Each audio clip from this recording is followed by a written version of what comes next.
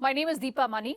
In the previous episode, we talked about what are some of the unconscious biases that plague women. Now, let's talk about what's the solution.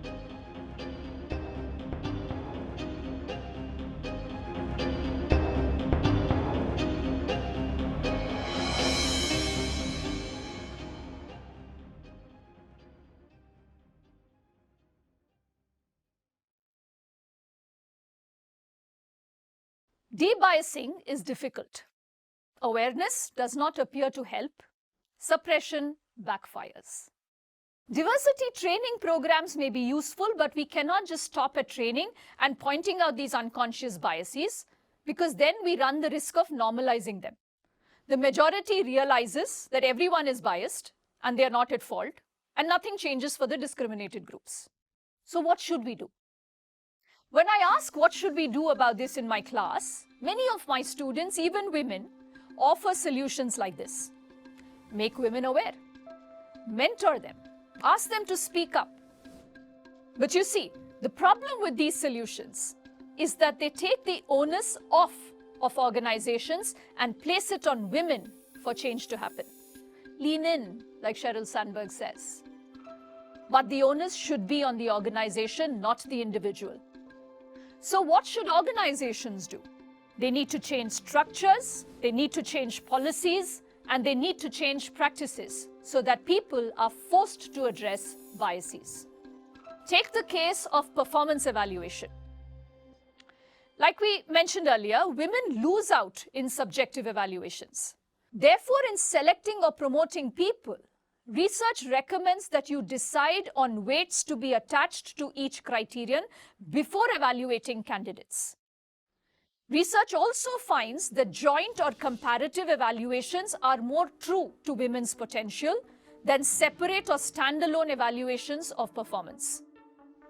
Comparative evaluations focus the evaluator's attention on individual performance instead of group stereotypes that receive more focus in separate or standalone evaluations. Other research-backed practices include providing feedback regularly, documenting it, and checking to see if standards are the same for all. Similarly, with talent selection, check your pool of shortlists.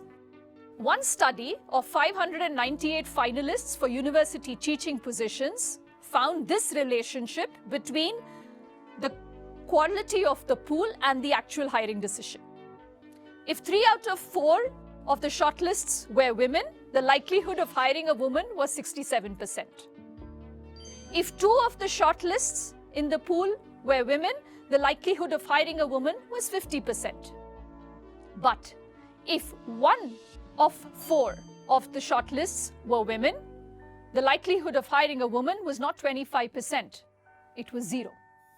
Therefore, it's important that you check your pool of shortlists to make sure that there is a critical mass of women from whom you can select and the likelihood of selection is higher. While these are examples of objective practices that address bias, it is important that in implementing them, we also rethink what we know about women. Only then can organizations change the circumstances that give rise to different behaviors in the first place. For example, do you believe that women place a higher value on families than men do? No. Research shows that men and women's desires and challenges about work or family balance are remarkably similar. It is what they experience at work once they become parents that puts them in very different places. Women are seen as needing support, whereas men are more likely to get the message that they need to man up and not voice stress and fatigue. Accordingly, some men quietly reduce hours or travel and hope it gets unnoticed, while others simply concede, doubling down at work and limiting the time they spend on family responsibilities. Either way, they maintain a reputation that keeps them on an upward trajectory. Mothers are often expected, indeed encouraged, to rush back at work. They are rerouted into less taxing roles, in other words, lower status and less career-enhancing clients. Similarly, we say women lack the desire or ability to negotiate. Women don't ask. Again, it's a belief that is simply not true. Multiple studies show that women are less embedded in networks that offer opportunities to gather information and garner support. And when people lack access to contacts and information, they are disadvantaged in negotiations. They don't know what's on the table. They don't know what's within the realm of possibility, or that a chance to strike or settle exists. Many women will resonate with the experience that when they speak up in meetings, their ideas are either ignored until a man restates them or shoots them down quickly if they contain even the slightest flaw. In contrast, when men's ideas were flawed, research finds that the meritorious elements are salvaged. Therefore, research finds that women feel the need to be 110% sure of their ideas before they venture to share them. Therefore, you're more likely to receive ideas from women in individual one-on-one settings rather than in groups. In groups, where being smart is the coin of the realm, it seems better to remain silent than to have one's ideas repeatedly dismissed. These are all examples of beliefs about gender that organizations need to change. Absent a change in these beliefs, change in practices will yield limited results. And finally, it's important to keep in mind that diversity without inclusion is meaningless.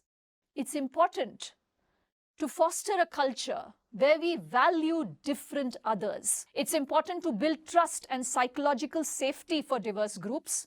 And it's also important to reduce their salience by not making them representatives of their groups, but rather allow their individual identities to flourish much more than their group identities. In doing so, it is also important to socialize this idea that when workplace practices aim to support underrepresented groups, it does not mean they are unfairly biased against overrepresented groups.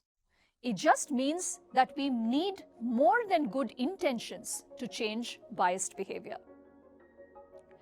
There are many policy lessons too for us in India. We need to educate more women here. They are also more likely to move to the formal sector when educated, and they are likely to pass on improvements in health, infrastructure, and various other policies to their children. We also need more role models for our girls. A study by Esther Duflo in India found that in villages where leadership positions on village councils were reserved for women, adolescent girls were more likely to want a job that required an education, more likely to want to marry after age 18, and more likely to want to be something other than a housewife. Repeated exposure to female leaders can positively influence both teenage girls' educational attainment and their career aspirations. We also need policies that bring in more gender wage parity. We need policies that bring in more women and retain women in science. And we need policies that deliver on many equitable outcomes across genders. We also need to look inwards and change within ourselves as individuals. We need to be more self-aware and identify for ourselves as women a vision of the best version of ourselves. We need to be in the driver's seat in our personal and professional lives, always. We need to be responsible and accountable, but also need to celebrate and cherish our individuality. And we need, most important, to transform women leaders from a scary concept to an aspirational reality. As Sheryl Sandberg says, a world where half our institutions are run by women and half our homes are run by men would be a far better world.